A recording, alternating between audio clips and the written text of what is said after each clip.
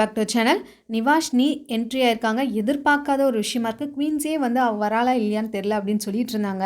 இன்றைக்கி 3 பேர் வந்துட்டாங்க. மணிகண்டன், தனா, அப்புறம் குவீன்ஸி வந்திருந்தாங்க. ஸோ யாரும் வரமாட்டாங்க யோசிச்சுட்டு இருந்தா. ஜனனிக்காக எல்லாரும் எக்ஸ்பெக்ட் பண்ணிட்டு இருந்தாங்க. பட் நிவாஷினி வந்துட்டாங்க திடீர்னு. எல்லாரும் கேட்டுகிட்ட போய் நிற்கிறாங்க. அப்படியே எல்லாரையும் பார்த்து ஃபார்மலாக நல்ல ஒரு ஹக் பண்ணி நல்லா எல்லாருக்கிட்டையும் விசாரிச்சுட்டு இருந்தாங்க. இதில் ஒரு ட்விஸ்ட் என்னென்னா, அசல் கோளார் பார்த்தோன்னே ஒரு ஷாக். ஏன்னா அவருக்கு அவங்க வராங்கன்ற நியூஸே தெரியாது.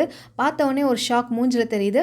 ஆனால் எல்லாரையும் ஹக் பண்ணும்போது அசல் கொள்ளார்ட்ட மட்டும் கொஞ்சம் டிஸ்டன்ஸ் மெயின் பண்ணால் கொஞ்சம் ஆடாக தெரியும்னு சொல்லிட்டு லைட்டாக ஒரு கை கொடுத்து லைட்டான ஒரு ஹக் பண்ணிவிட்டு எட்ட போயிட்டாங்க. என்ன எப்படி இருக்குன்னு கூட ஒரு வார்த்தை கேட்கல. பட் மற்றவங்க எல்லாருக்கிட்டேயும் ஹாய் ஹலோ எப்படி இருக்கீங்கன்னு அந்த எக்ஸைட்மெண்ட்லாம் இருந்துச்சு நிவாஷினிட்ட. அதை எக்ஸ்பெக்ட் பண்ணவே இல்லை. அதுக்கப்புறம் அசல் கோளாரோடைய செயல்கள்லாம் ரொம்ப டவுன் ஆயிடுச்சுன்னு தான் சொல்லலாம். ஏன்னா அவங்க போய் வீடியோ பார்த்து நிறைய இது மாதிரிலாம் இருக்குது அப்படின்றதுனால அவங்க பேசிக்கவே இல்லை அப்படின்ற மாதிரி அசல் கோளார் சொல்லிட்டுருக்காங்க. எல்லாருமே நிவாஷினி எப்படி இருக்கான்னு கேட்டிருக்காங்க அசல்கிட்ட. எனக்கு தெரியாது அப்படின்னு சொல்லிட்டாரு. அதுக்கப்புறம் சென்னையில் இருக்காங்களா எங்கே இருக்காங்கன்னே தெரியாது அப்படின்ற மாதிரி சொன்னார். அதிலே தெரிஞ்சிச்சு அவங்க எந்த ஒரு ஃபோன் கால்ஸ் எதுவுமே பேசிக்கிறது இல்லைன்னு சொல்லிட்டு. நிவாஷினி வரதுக்கு முன்னாடி குவீன்ஸி கூட அவ்வளோ அரட்டை அடிச்சிட்டு இருந்தார் அசல் கோளார். ஆனால் நிவாஷினி என்ட்ரி ஆன பிறகு அசல் கோளார் கொஞ்சம் தனியாகவே மெயின்டைன் பண்ண ஆரம்பிச்சிட்டாரு. நிவாஷினியும் அவரை பார்க்காத மாதிரி கதிர்கிட்ட, ஜிபி முத்துக்கிட்ட, சாந்தி, தனலக்ஷ்மி, அப்புறம் குவீன்ஸி இவங்க கூட செம்மையாக, மைனா இவங்க கூட நல்லா உட்காந்து கதை அடிச்சிட்டு இருந்தாங்க. அவங்களாம் இது அப்படின்ற மாதிரி இருக்குது. ஏன்னா நம்ம பார்த்த நிவாஷினி அசல் கோளார் வேறு மாதிரி இருந்தது. அசல் கோளார் வந்து ஏடிகே, அமுதவாணன் இவங்க கூட உட்காந்து அப்புறம் பேச ஆரம்பிச்சிட்டார். நேற்று ஏடிகே கூட பேச மாட்டேன்னு சொன்னவர் இன்றைக்கி பேச ஆரம்பிச்சிட்டார் கேஷுவலாகவே. அசல் கோளார் என்ன சொல்கிறான்னா, என் உடன்பிறப்பு ஜனனியை தான் பார்க்கணும் போல் இருக்குது அப்படின்ற மாதிரி சொல்லிட்டு இருக்காரு. எல்லாரும் பெட்ரூமில் ஏரியாவில் இருங்க, திரைகளோட மூடப்படும் சொல்லியிருந்தாரு. ஸோ எல்லாருமே பெட்ரூமில் தான் இருந்தாங்க, யாருமே வெளியில் போக முடியல. அசல் கோளார் என்ன சொன்னார்னா, என்னால் ஓப்பனாக எதுவுமே சொல்ல முடியல, வெளியில் வாங்க பேசுகிறேன் அப்படின்ற மாதிரி காலைல சொல்லிட்டு இருந்தார். எங்கேயாவது வெளியில் டூர் போவோம், அப்போ தான் ஜாலியாக மனசு விட்டு எல்லாத்தையும் பேச முடியும் அப்படின்ற மாதிரி சொல்லிட்டு இருந்தாங்க. அண்ட் தனலட்சுமி என்ன சொல்கிறாங்க, எல்லா பிக் பாஸ்லாம் முடிச்சுட்டு வாங்க, வெளில வாங்க, எல்லாரை பற்றியும் பேசணும் அப்படின்ற மாதிரி சொல்லியிருக்காங்க. அப்போ தான் நான் எல்லாரை பற்றியும் ஓப்பனாக கருத்து வைக்க முடியும், இப்போ உள்ள நீங்கள் இருக்கும்போது சொல்ல முடியாது அப்படின்ற மாதிரி சொல்கிறாங்க.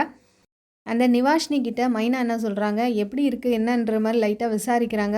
ஓகேன்ற மாதிரி சொல்கிறாங்க. அண்ட் ஷிவினும் அதே மாதிரி எப்படி இருக்க, என்னாச்சு, அவுட்டிங் மைண்ட் செட்லாம் எப்படி இருக்குது அப்படின்னு, எல்லாம் ஓகே தான் அப்படின்ற மாதிரி அவங்க பட்டும் படாமல் பேசுகிறாங்க. அவங்க வாயிலேருந்து எதுவுமே வரல. அண்ட் தென் மைனா வந்து என்ன சொல்கிறாங்கன்னா, அசல் நேற்று வந்து உடனே ஏடிகே மாமா கிட்டே இப்படி கோவப்பட்டான், ஷிவின் கிட்டே இப்படி கேட்டான், அப்படியான்னு கேட்குறாங்க நிவா. அதுக்கப்புறம் மைனா ஏதோ சொல்ல வராங்க. அவங்க கையை பிடிச்சி சரி போதும் வேண்டாம் எதுவும் சொல்லாதீங்க அப்படின்ற மாதிரி நிவாஷினி அவங்கள ஆஃப் பண்ணிட்டாங்க. ஆக்சுவலாக அசல் கோளார் வெளியில் போகும்போது என்ன காரணத்துக்காக இவ்வளோ பேர் இருக்கும்போது அசல் கோளாரை எலிமினேட் பண்ணிங்க அப்படின்னு சொல்லிட்டு நிவா வந்து கேமரா பற்றி பேசிகிட்டு இருப்பாங்க. பட் அவங்க போய் வெளியில் பார்க்கும்போது இப்படி ஒரு செய்தி பரப்புது அப்படின்றது தெரிஞ்சு என்னவோ தெரில, அவங்க 2 பேருமே பேசிக்கிறது இல்லை. அதுக்கு முன்னாடி பார்த்திங்கன்னா அசல் கோளார் எலிமினேட் ஆனி போய் அவங்க ஒரு 3-4 வாரம் இருந்தாங்க. அது வரைக்குமே அசல் எப்போ இருந்தாலும் எனக்கு பிடிச்சது அசல் அப்படின்ற மாதிரி தான் பேசிகிட்டு இருந்தாங்க.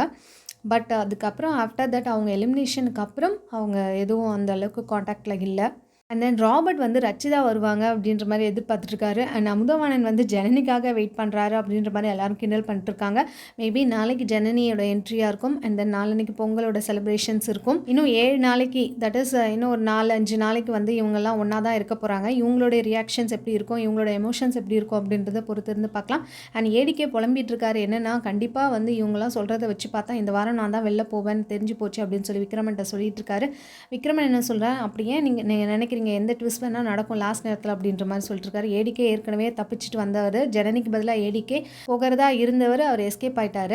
மேபி இந்த வாரம் கன்ஃபார்ம் அப்படின்ற மாதிரி தான் இருக்குது, ஏடிகே போகிறதா தான் இருக்குது. லாஸ்ட் 2-3 நாளாக ஒரு போரிங்காக இருந்தது, இவங்க 7 பேர் அப்படியே சும்மாவே இருந்த மாதிரி இருந்தது. இப்போ வீடு பயங்கரமாக கலக்கட்ட ஆரம்பிச்சிச்சு. என்ன ஒன்று, வெளியில் நடக்கிற விஷயங்களை டக்குன்னு ஏதாவது சொல்லிடுறாங்களா, அப்போ பிக் பாஸ் வந்து எச்சரிக்கிறாரா, அதனால் கொஞ்சம் வாயை கட்டுப்படுத்தணும் அப்படின்ற மாதிரி பார்த்துட்ருக்குறாங்க. ஒருத்தருந்து பார்க்கலாம். மேலும் அப்டேட்ஸ்க்கு நம்ம சேனலை மறக்காமல் சப்ஸ்கிரைப் பண்ணிக்கோங்க. பிடிச்சிருந்தா லைக் போட்டுருங்க. உங்கள் ஃபீட்பேக்ஸை கமெண்ட் மூலமாக எனக்கு தெரிவிச்சிருங்க. தேங்க்ஸ் ஃபார் வாட்சிங்.